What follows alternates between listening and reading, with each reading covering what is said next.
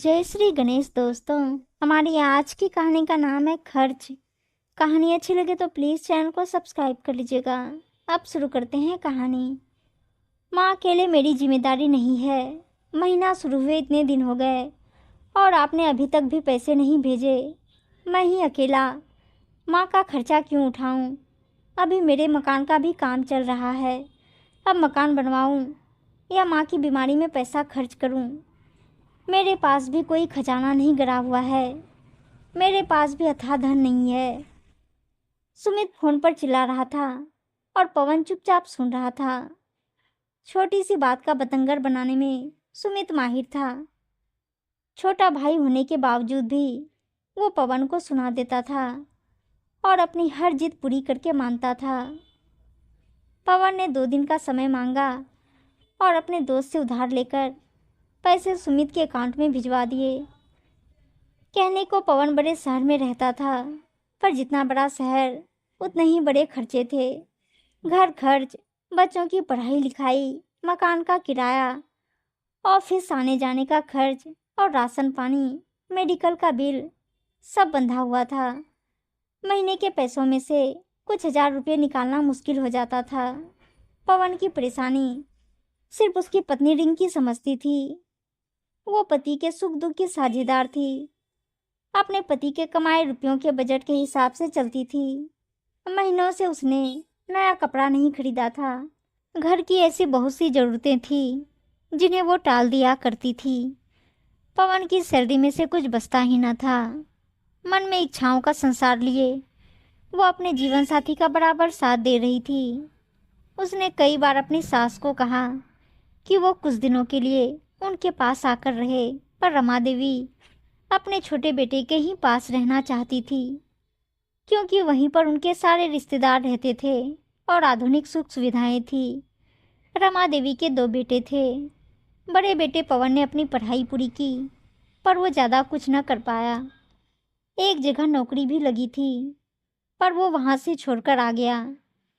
पिताजी के सुझाव पर उसने बिजनेस शुरू किया, पर वो बिजनेस में भी अच्छा ना कर पाया और अब उसकी उम्र भी शादी की हो गई थी। लड़की वालों के रिश्ते आए, पर सबने बिजनेस अच्छा ना देखकर इनकार कर दिया।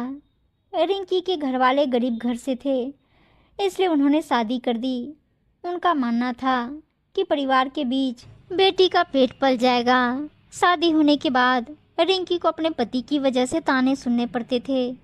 एक दिन वो खाना खा रही थी तो रमा देवी ने ताना दे दिया, तेरे पति की कमाई का खाना नहीं है जो इतना लेकर बैठ गई है। हिसाब से खाया कर।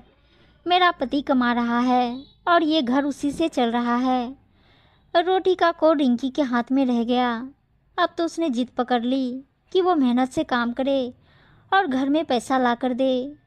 रिंकी ने अपने दूर के रिश्ते के भाई को कहा और उसकी कंपनी में पवन की नौकरी पक्की हो गई। तूने सास ससुर की सेवा के झंझट से मुक्ति पाने का अच्छा उपाय ढूंढा है। रमा देवी ने रिंकी को सुनाया। नहीं माँ जी, मैं इस तरह से रोज आपके ताने सुनकर जीना नहीं चाहती हूँ। ससुर जी की कमाई के पकवान भी मेरे लिए फीके हैं और अपने पति की कमाई की 2 सूखी रोटी भी मैं हंसकर खा लूँगी। अपने आत्मसम्मान की रक्षा के लिए उस दिन रिंकी ने ससुराल छोड़ दिया। पवन के संग नए शहर में आ गई। नए शहर में बसना आसान नहीं था। धीरे धीरे करके सब सामान बसाया। पति की कमाई में रिंकी खुश थी, चाहे थोड़ी ही थी, पर आत्मसम्मान की रोटी खा रही थी। उधर सुमित जब बाहर से अपनी पढ़ाई पूरी करके आया तो उसे ये सब सुनकर बड़ा गुस्सा आया। भाई भाभी के इस तरह चले जाने से वो नाराज़ था। सुमित ने इंजीनियरिंग की पढ़ाई की थी, उसकी अच्छी कंपनी में नौकरी लग गई और अमीर घराने की लड़की से उसकी शादी हो गई। दोनों का अपना जीवन चल रहा था, पर उससे ये बर्दाश्त नहीं हो रहा था कि भाई भाभी अपने अलग रह रहे हैं और मेरी पत्नी को यहाँ घर संभालना पड़ रहा है। एक दिन पूजा भी गुस्से से सुमित से बोल पड़ी, अपने माता पिता की सेवा करवाने तुम मुझे लाए हो क्या? मेरी अपनी कोई ज़िंदगी नहीं है क्या? रमा देवी दोनों का झगड़ा सुन लेती है और वो बहू की मदद कराने लगती है। धीरे धीरे पूजा सारी रसोई की जिम्मेदारी का भार रमा देवी के कंधों पर डालकर खुद रसोई के कामों से मुक्त हो जाती है। रमा देवी काम तो कर लेती थी, पर उन्हें पैसों का बड़ा लालच था। अच्छी साड़ियाँ और अच्छा खाना उनकी दो कमजोरी थी। पूजा उन्हें अपने मायके से आई कीमती साड़ियाँ उपहार में देती रहती थी और उनसे काम करवा लिया करती थी। कहने को वो थक जाती थी, पर फिर भी सबसे यही कहती थी कि काम ना करूँगी तो हाथ पैर जाम हो जाएंगे। पूजा की जब पहली संतान हुई तो पूजा उसी को पालने में लग गई और रमा देवी पर हर काम के लिए निर्भर हो गई। पूजा को तो इतना भी पता न था कि रसोई के मसाले भी कहाँ पर रखे हुए हैं। जब भी रिंकी फ़ोन पर अपनी सास से बात करती तो वो नाराज़ सी रहती थी। अब उनकी नाराज़गी किस चीज़ को लेकर थी, ये तो रिंकी भी नहीं जानती थी। वो जब ससुराल में थी तो वो पूरा काम संभाल लेती थी, अपनी सास को हाथ भी नहीं लगाने देती थी। उनका कहा मानकर उनके अनुसार काम करती रहती थी और उन्हें शिकायत का मौका नहीं देती थी। पर जब बात पति की कमाई और स्वाभिमान की आई तो वो ये सब बर्दाश्त नहीं कर पाई थी और उसने वो घर छोड़ दिया था। समय चल रहा था, सुमित और पवन के बच्चे बड़े हो रहे थे। सुमित की कमाई बहुत थी तो उसकी पत्नी को अब घर छोटा लगने लगा और पति से जिद करके वो नया घर बनवाना चाहती थी। पर सुमित के पिताजी अपने हाथों से बनाए घर को तोड़ना नहीं चाहते थे। एक दिन रमा देवी के पति को दिल का दौरा पड़ा और अचानक उनकी मौत हो गई। 15 दिन तो निकल गए, सब रिश्तेदार भी आकर चले गए, पर उसके बाद रमा देवी टूट गई थी। अब उनका किसी काम में मन नहीं लगता था। पूजा का व्यवहार अब बदलने लगा था। जिस सास से वो पैसों के दम पर सेवा करवाती थी, साड़ियों का लालच देती थी, अब वही सास बेजान सी हो गई थी। घंटों गुमसुम बैठी रहती थी। अब रसोई का भार पूजा पर आ गया तो वो नीरज पर गुस्सा निकालती थी। मैं ही माँ जी की सेवा करने के लिए फालतू नहीं हूँ। तुम्हारी भाभी तो वहाँ मज़े से रह रही है और मैं यहाँ रसोई में। पूजा रोज़ ही खटपट करती थी। रमा देवी अब बीमार भी रहने लगी थी। उस पर बहू के तानों ने उनका कलेजा छलनी कर दिया था। बड़ी बहू के पास भी वो किस मुँह से जाती। अब उनकी सेवा और बीमारी का खर्च भी पूजा को खटकने लगा था। वो रोज़ ही ताने देती थी और सुमित के कान भी भरती थी। ससुर जी के जाने के बाद पूजा ने वो मकान तुड़वा दिया और उसी पर नया मकान बनवाने लगी, पर सास का खर्च उसे अभी भी अखरता था। आखिरकार सुमित ने कह भी दिया कि भैया माँ के लिए हर महीने का खर्च भेजो, अब मुझसे नहीं उठाया जाता है। मैं घर भी बनवा रहा हूँ, उसमें भी लाखों रुपया लग रहा है। रिंकी और पवन के हाथ ज़्यादा खुले नहीं थे और वो देखकर घर चलाते थे। फिर भी उन्होंने माँ के लिए हर महीने खर्च भेजना तय कर लिया। उसने तो कहा भी माँ जी हमारे पास रह लीजिए, पर रमा देवी अब कुछ काम ना करती पर उस घर की चौकीदारी करती थी।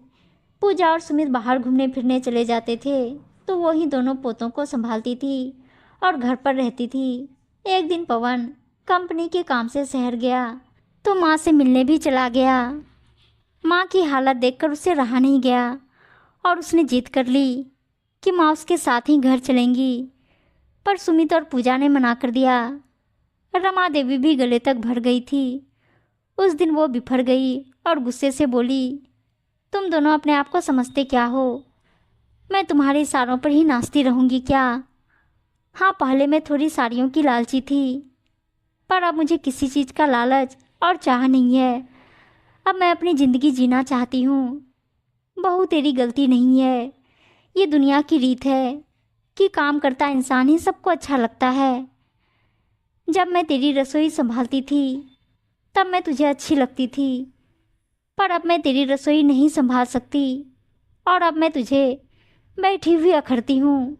कुछ दिनों के बाद मैं बिस्तर पर भी आ जाऊँगी, तब तुम मेरी बिल्कुल कदर नहीं करोगे। मैं इस उम्र में तुम्हारे घर की क्या चौकीदारी ही करती रहूँगी। सुमित, माँ हूँ तेरी, तुझे 9 महीने कोख में पाला है।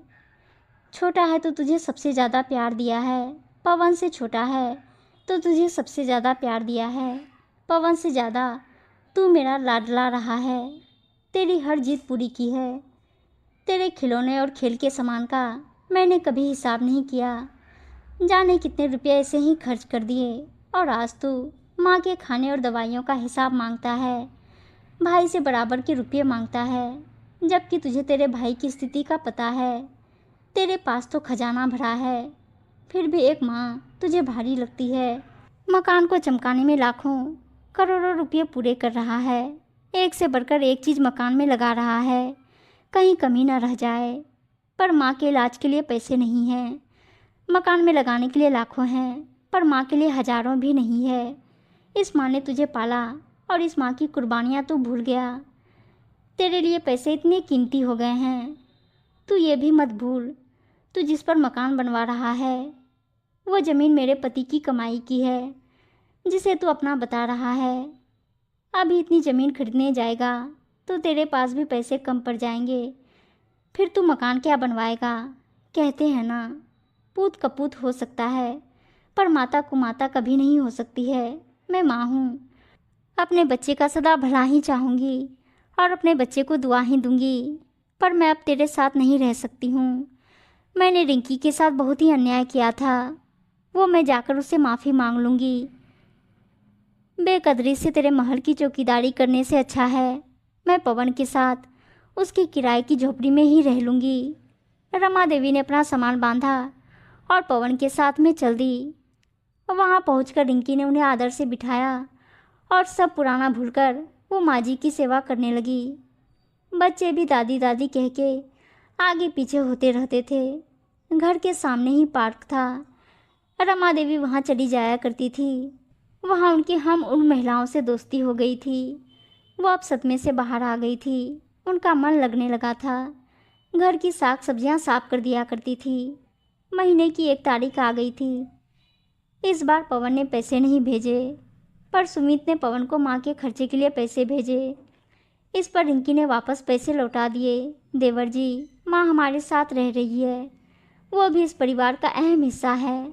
जिस तरह हम हमारे बच्चे पाल रहे हैं, उसी तरह माँ जी भी हमारे साथ रह लेंगी। हम जैसा खा रहे हैं वो भी खा ही लेंगी। माँ भी अब हमारी ही जिम्मेदारी है।